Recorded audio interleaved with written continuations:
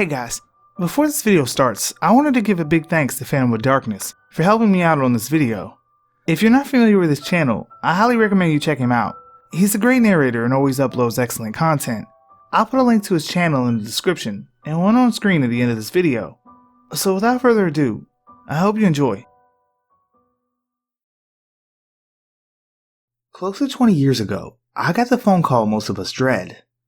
Come back home, your mother is dying. Going home can be emotional enough, but going home to watch a parent die is almost unfathomable. I stayed at a local hotel, and it ended up my older brother decided to stay there as well. We both had our families with us, my husband and his wife and 2 young children, my niece and nephew, and we were staying in rooms right next to each other. Our first night there, we asked the hotel if they had a conference room we could use so that we could discuss the business of my mother's death, ordering the casket, where she should be buried, etc. It was a strange evening talking about such things, and it went well into the night. Business turned to old family stories, turned to stories of life itself. Around 2 a.m., we decided it best to call it a night and go back to our rooms upstairs. We walked to our doors, said goodnight, and parted ways.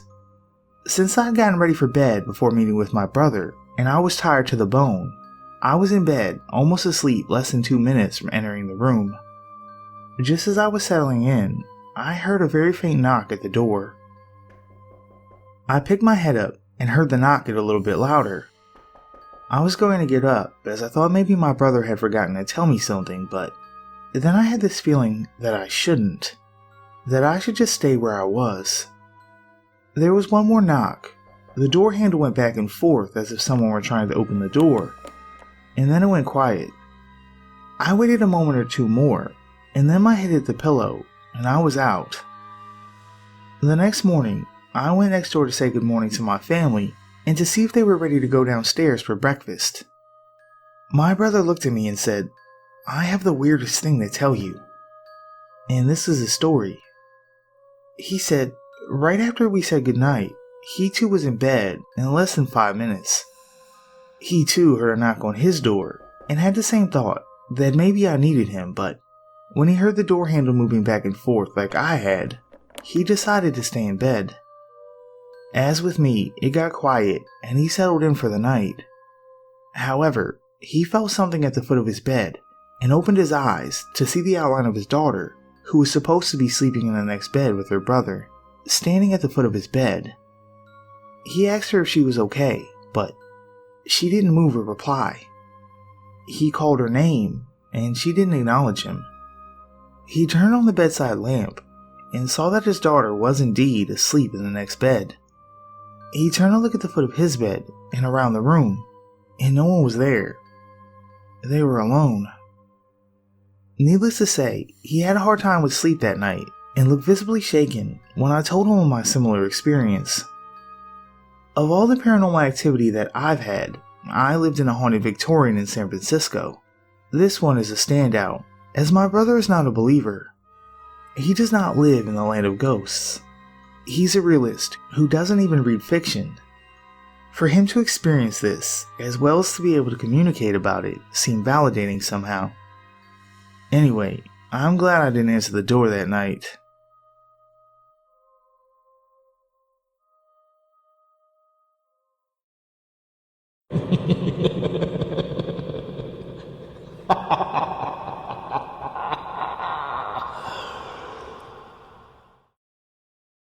Well, this story actually happened to my younger brother a few years ago.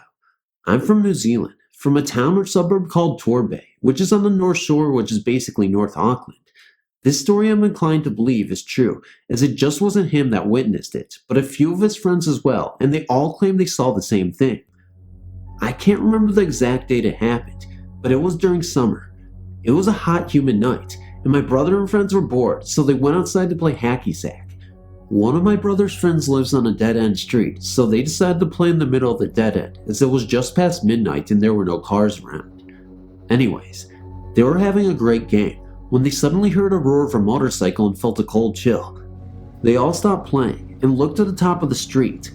The sound of the motorcycle became louder, and suddenly, Coming down the street at a fairly slow speed came a huge-ass black Harley. The biker was wearing full black leathers and a black helmet, and they couldn't make out his face. As the bike slowly came down the hill, going about 5 to 10 kilometers an hour, each streetlight he passed fluttered, then died out completely. My brother and friends were scared stiff and couldn't move. Each streetlight blinked out as the biker came down the street towards them. Then it circled around them in complete darkness and slowly went back up the streets. As he passed each streetlight, it would suddenly splutter back into life, each light blinking on again as the biker passed it. Then as he disappeared, my brother and his friends were left there freaking out at what they had just seen. Naturally, they all made a beeline for my brother's friend's house, and I don't think any of them got much sleep that night. So as far as I know, it is a true story told to me by my brother and backed up by his friends, who I've known for ages, and it's not something they will lie about. Pretty spooky. Hey, maybe Death has decided to come up with the times and has himself a Harley now.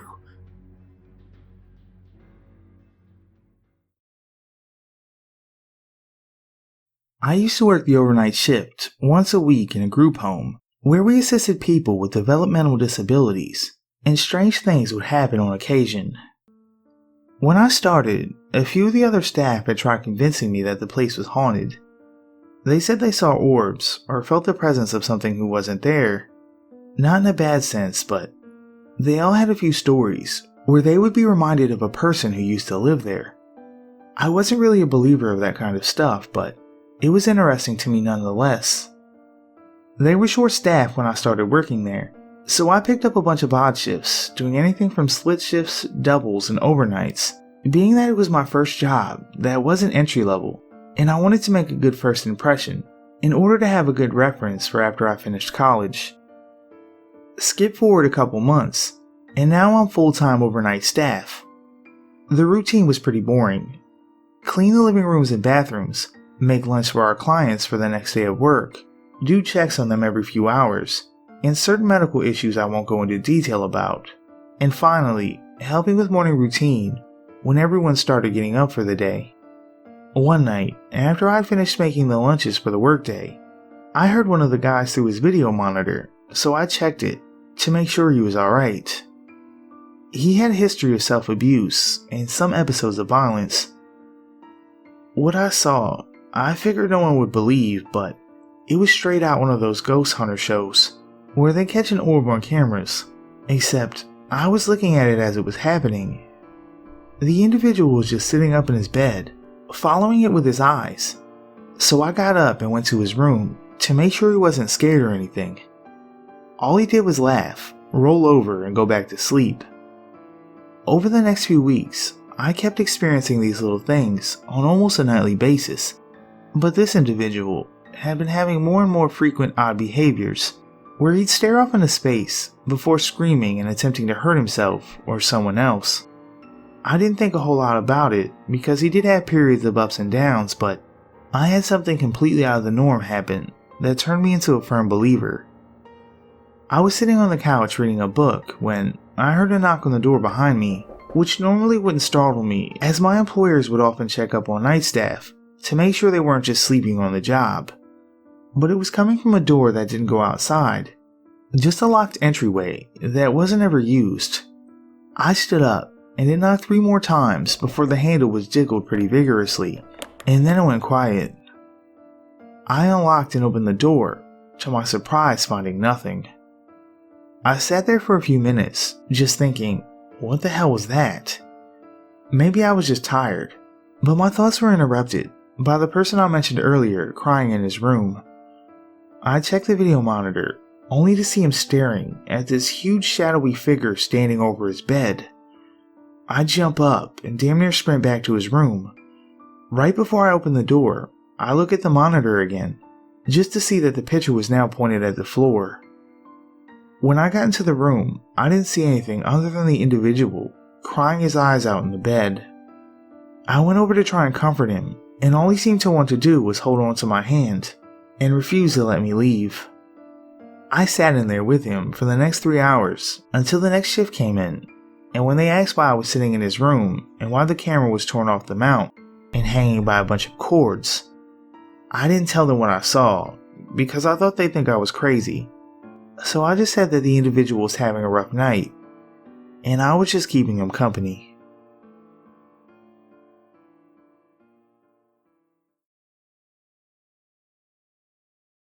I attended the same university for my bachelor's and my PhD. There was a lovely woman by the name of Jennifer, who was my reading and the content area instructor. The guys all swooned over her. She was gorgeous, and I loved her because she read us The Giver out loud. She was an awesome instructor and was doing her PhD in literacy. Fast forward a few years, and Jen has moved to South Carolina to teach literacy. I'm now in my PhD program, and in the same grad student office that she used to work in, with other literacy people that were her colleagues. And then, we got the news that she was murdered by her boyfriend. Everyone is totally devastated. It was a huge blow to the department, as she was genuinely loved by everyone who knew her. So a few days later, after her funeral, her body was brought home. I'm in the office suite at school very early in the morning, when nobody else was around. The grad students had a fishbowl office, 10 of us, with group desks, within a larger office suite that was looked and had light motion sensors. I'm walking in and past a locked door with windows, and I see a woman with short, dark hair walk the other way inside, which was weird because the lights didn't flicker on when she moved. So I walked around the corner to the door with a key and let myself in. I walk inside and head to where I saw her. The lights flicker on when they sense me. Nobody is there. It's just me, an entire suite of empty offices. I swear to God, it was her, saying goodbye to a place she spent so many years from, and where she had so many friends. It spooked the hell out of me, but made me sad too.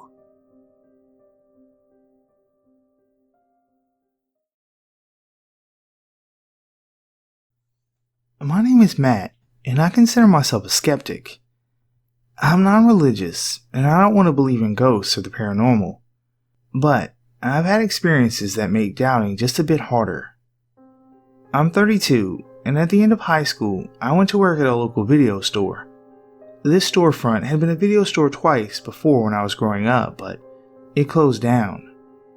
A local company called Potomac Video, DC, Maryland, and Virginia residents will know the place, tried their hand at the same location.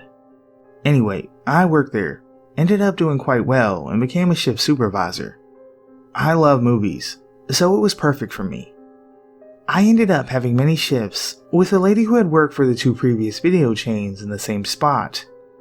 Her name was Mary, and we got along quite well. It wasn't long before I noticed odd banging noises in the store when it was completely empty. These sounded as if large, heavy VHS tapes in their cases were falling off the shelves and hitting the ground in various places within the store. But I would never find any of these tapes on the ground. Occasionally, I'd even hear what sounded like someone smacking something into the wall right behind my head at the register. It clearly wasn't anyone in the shop because A, that would sound different, and B, it would happen when those shops are completely closed and no one was there. I asked Mary if she was noticing these odd sounds, and she matter-of-factly said, "Yeah, that's just Bob. He's haunted this shopping center for years." At first, I just kind of rolled my eyes at the suggestion, but she insisted that there was something behind it. She told me that back in the 70s, a good portion of the same shopping center, which included the spot where our video store sat, was part of a large drugstore. One day, that drugstore caught fire, and sadly, one of the firefighters died trying to put out the blaze. She was even able to bring in newspaper clippings about the event, so someone had died where we were working.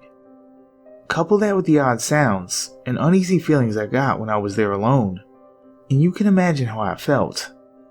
Now, Bob was never a nasty or malicious entity as far as I could tell. He was mischievous, sure, but it always felt good-natured. We'd even wish him a good night when we'd close the store, which was often met with a smack from within the store somewhere. Now, as a key holder and a shift supervisor in a store like this, there are times where you would need to close and open the store. It comes with the territory. So, one week, I was doing this because my manager was out of town, and I gladly accepted. It was your standard shift. I closed the store around 9 p.m. I did the cash drops, ran whatever reports I had to get done, all that sort of stuff, and I got out around 9:30, I'd say, but it may have been closer to 10 p.m. I set the alarm, went home and slept for a few hours, and went back to open the store alone. When I got there, I noticed that something was not right. At the front of the store, we had shelves that were similar to those at the center, but they were for all the used VHS tapes that we had for sale. When I went into the store, the for sale rack was empty, and all the tapes were scattered across the floor on either side of it. And if that weren't enough, the sign that was attached to the top of the rack was off and lying about 20 feet away into the store. These signs weren't screwed in or anything, but they were made of the same sort of metal, and to remove any of them took quite a bit of effort. I'm not a small guy by any means, and it would take me maybe 10 seconds to wiggle and pry one of these things from the top of the racks. I couldn't imagine what could have caused that sign to dislodge itself and fly so far into the store when it took that much effort just for a strapping young guy such as myself to take it off in the first place. I took a bit of time trying to shove the sign back onto the rack, and as I did, I contemplated if one of the other key holders could have done this as a prank. The only other people who could have done it were the manager, who was out of town, Mary, who had a sense of humor but took the job seriously enough to rip into someone who would fuck with their fellow employees like that, and my district manager, who clearly would not have done it. This isn't proof of the paranormal, and I accept that. But to this day, it makes me wonder what went on that night. There are other similar but smaller experiences that I had working there for like 2 or 3 years, but this is the one that really sticks with me. So, thanks Bob, for making my experience there even more interesting.